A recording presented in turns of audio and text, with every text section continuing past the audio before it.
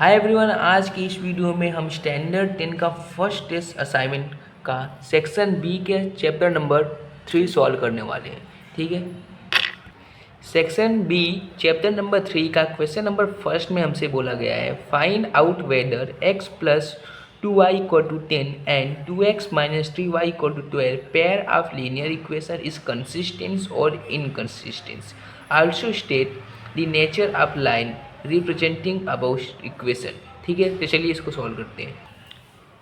यहाँ पे हमें दो इक्वेशन दिया गया है, एक equation x plus 2y equal to 10 and दूसरा इक्वेशन दिया गया है x minus 3y equal to 10। ये दोनों इक्वेशन लीनियर इक्वेशन है, यानी लीनियर इक्वेशन के दो इक्वेशन हमें दिया गया है, linear pair of two equation हमें यहाँ पे दिया गया। हमें चेक करना है कि ये दोनों जो इक्वेशन है कंसिस्टेंस है या तो इनकंसिस्टेंस है।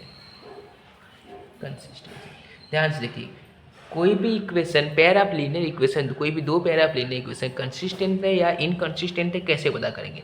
ध्यान से देखिए, अगर कोई भी लाइन, कोई भी दो पेयर ऑफ लीनियर इक्वेशन अगर वो इंटरसेक्ट करती है, इसका मतलब क्या हुआ, वो कंसिस्टेंस है।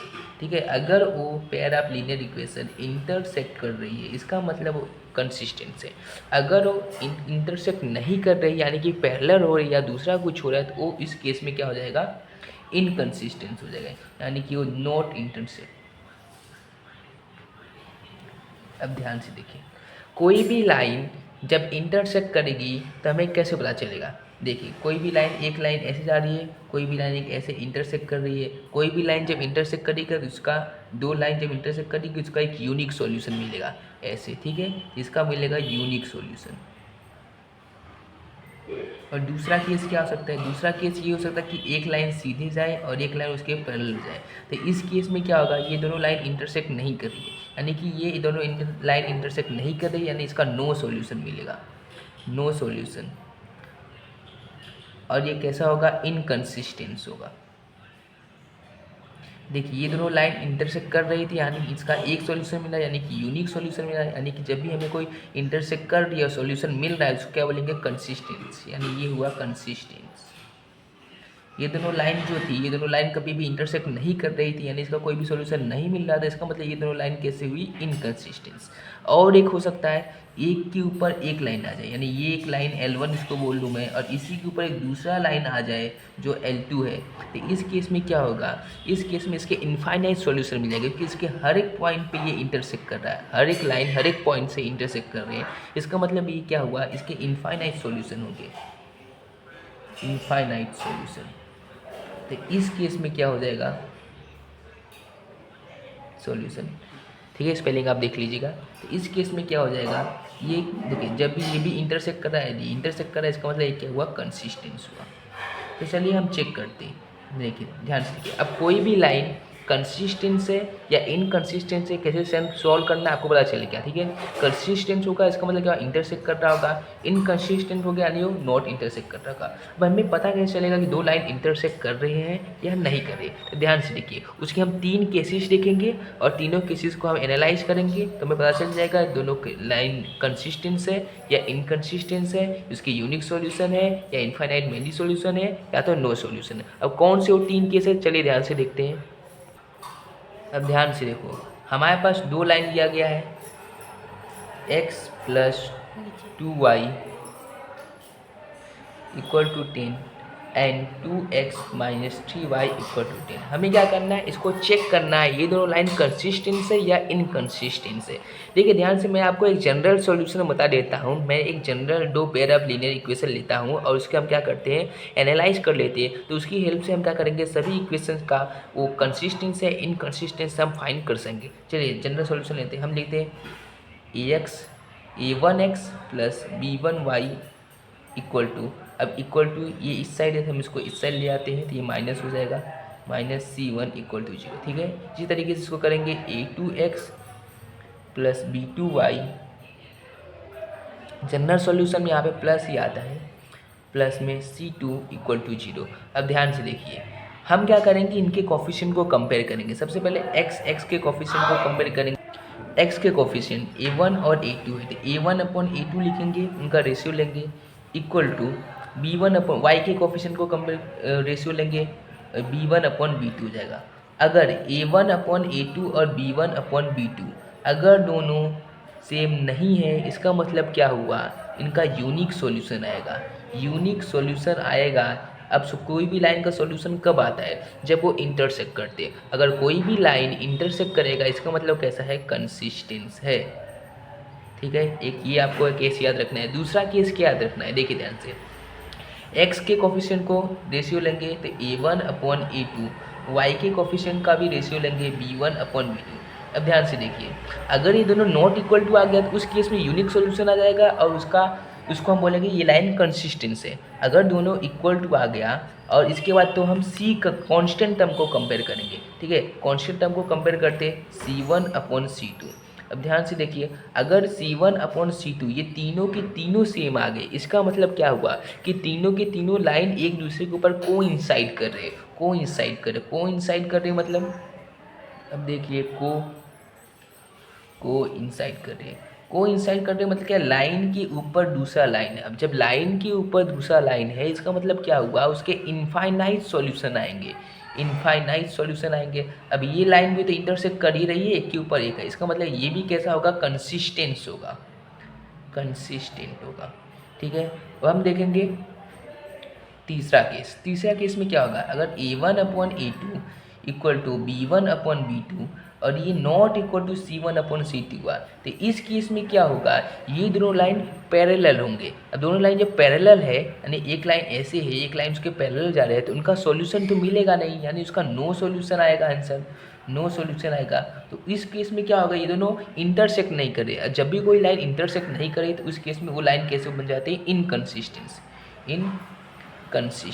ठीक है, तो हमने क्या किया, इस चैप्टर में जितने भी कॉन्सेप्ट यूज होने वाले हैं इस सभी क्वेश्चंस को सॉल्व करने के लिए, वो मैंने आपको यहाँ पे सिखा दिया है।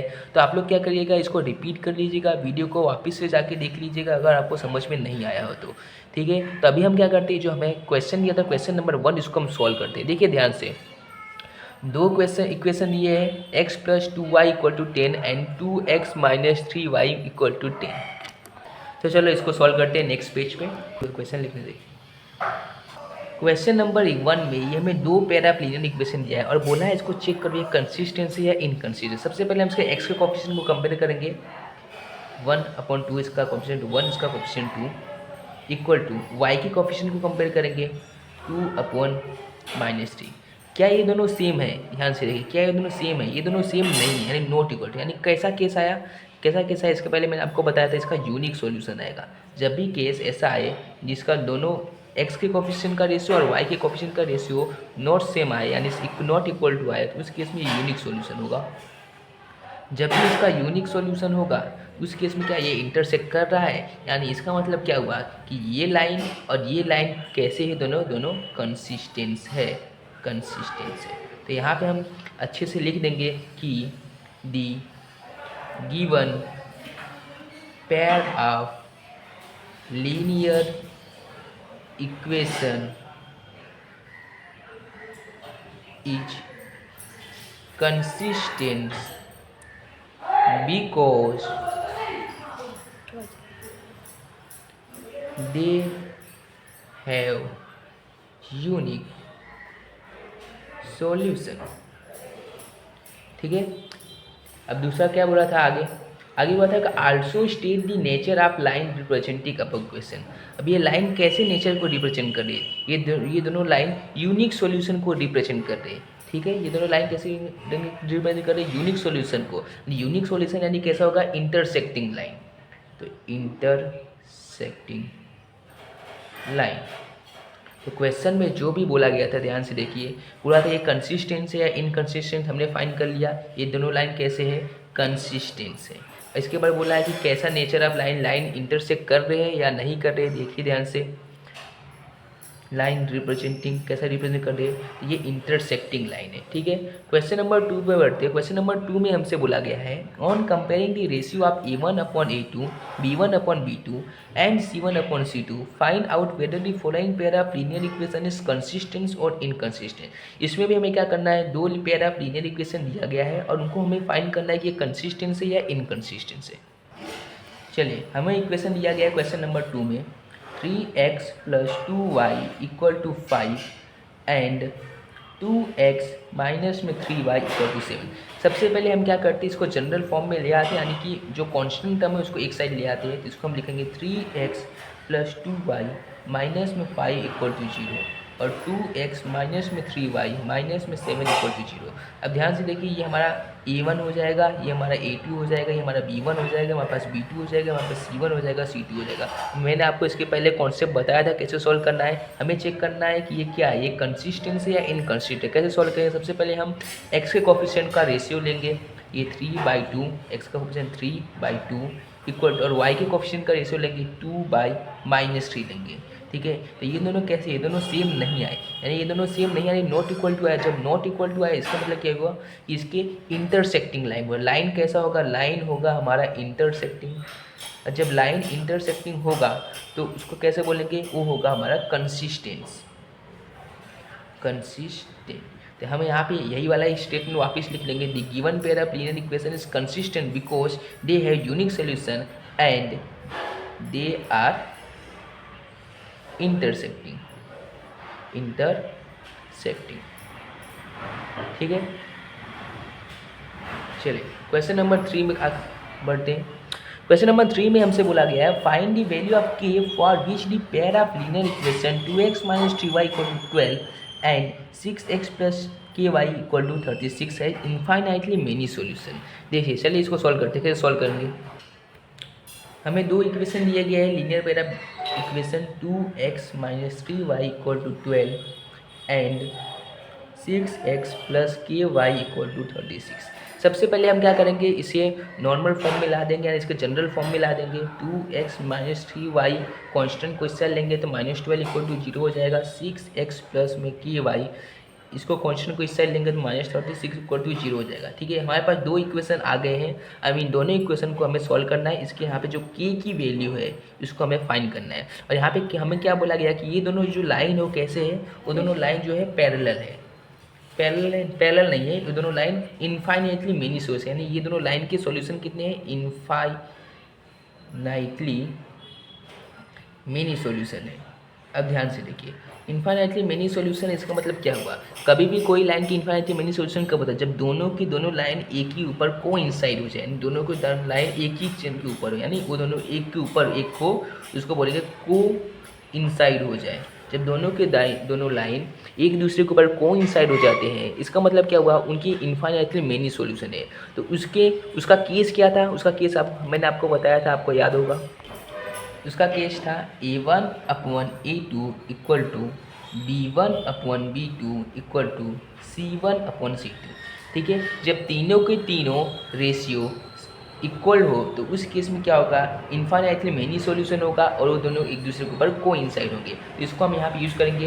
इक्वेशन हमारे पास था 2x - में 3y = 12 एंड 6x प्लस में ky = 36। ठीक है, इन दोनों के रेशियो को कंपेयर करेंगे। देखिए ध्यान से, 2/6 = -3/k। ठीक है, हमें k की वैल्यू फाइंड करनी है, यानी कि कांस्टेंट टर्म को लिखने की ज़रूरत नहीं है। यहाँ से हम k की वैल्यू फाइंड कर लेंगे, k के ऊपर जाने देंगे, ये हो जाएगा 2k = इधर आएंगे तो 3 6 जा 18 हो जाएगा, तो -18 हो जाएगा, तो k = इसको नीचे लेंगे तो 2 9 जा, देखिए करके बताता हूँ आपको, k हो जाएगा 9, तो k की वैल्यू आ जाएगी आपकी -9। आगे बढ़ते हैं नेक्स्ट क्वेश्चन की तरफ। क्वेश्चन नंबर 4 आता है हमारे सामने।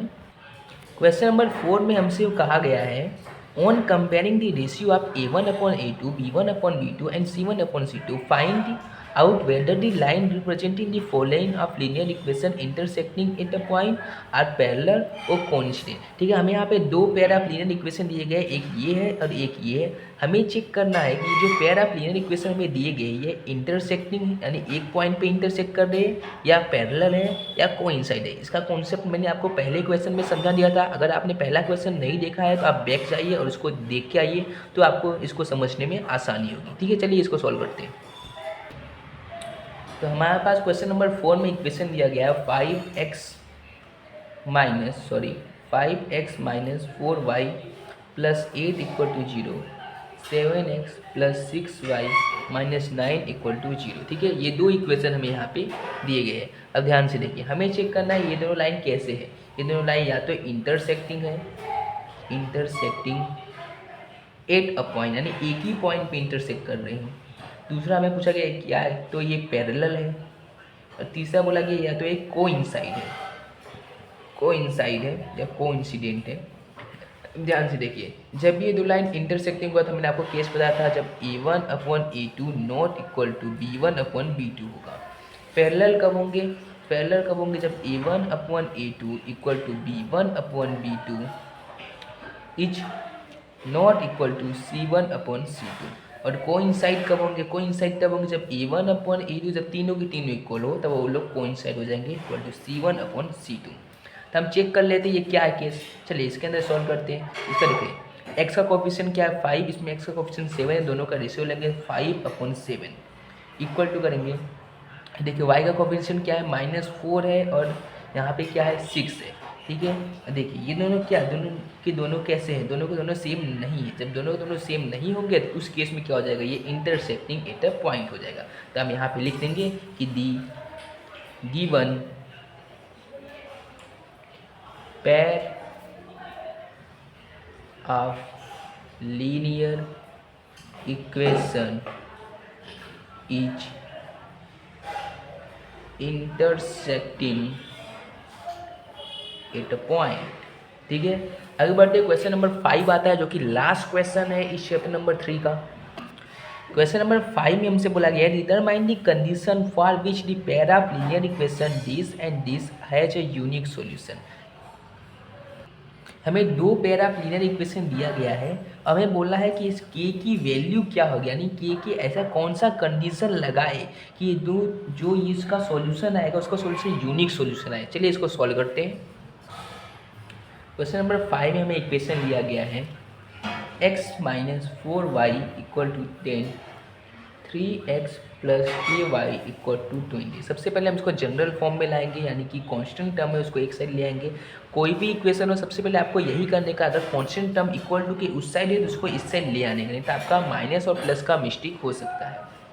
तो x - 4y माइनस में 10 equal to 0, 3x plus KY minus में 20 इक्वल टू 0।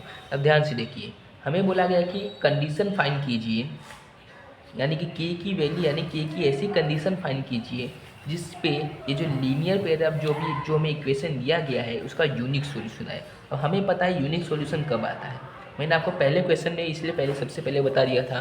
देखिए इसका यूनिक सॉल्यूशन कब आता है, जब A1/A2 not equal to B1/B2 हो। ठीक है, तो हम इसको यहाँ पे लगाएंगे और हम k की कंडीशन फाइंड कर लेंगे। देखिए A1 क्या है, यानी x का कोफिशिएंट 1, इसमें x का coefficient 3 is not equal to B1 क्या है -4, B2 क्या है k। ठीक है, हमें k की वैल्यू फाइंड करनी है, k की कंडीशन फाइंड करनी है, k को इससे ले जाएंगे, k is not equal to -4, 3 को ऊपर ले जाएंगे मल्टीप्लाई हो जाएगा तो k is not equal to -12। ठीक है, जब k की वैल्यू -12 नहीं होगी उस केस में क्या होगा, इसका यूनिक सॉल्यूशन आएगा। ठीक है, तो यहाँ पे आपका चैप्टर नंबर 3 समाप्त होता है। आगे चैप्टर नंबर 5 का हम नेक्स्ट वीडियो में सॉल्व करेंगे। अगर आपको ये वीडियो अच्छा लगा हो इसे लाइक सब्सक्राइब शेयर कीजिएगा। मिलते हैं अगले वीडियो में। जय हिंद, जय भारत।